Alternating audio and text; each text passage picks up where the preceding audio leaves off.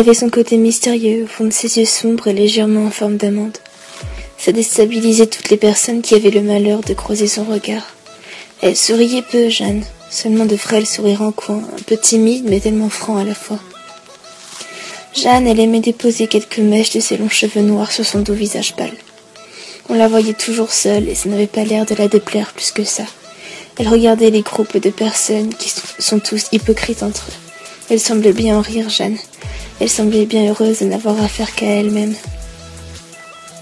On n'entendait sa voix que très rarement. Elle répondait seulement avec des mots brefs à nos multiples questions, car on s'imposait des choses sur Jeanne. Elle nous intriguait. Ce n'était pas très courant de voir un style totalement opposé à nôtre, de voir une personne si solitaire qui se moquait de la société et du regard des gens. Elle était elle-même, Jeanne. Tous ces malfaiteurs ne faisaient que de la charrier à longueur de journée. Mais Jeanne, ça ne l'atteignait pas. C'est ça, moi, qui m'a le plus intriguée.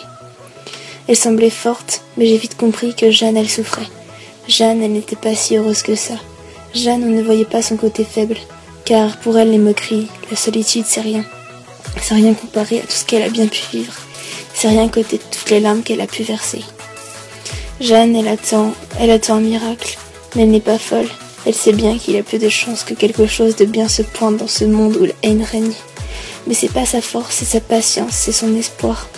Son espoir qui se cache derrière toute cette souffrance.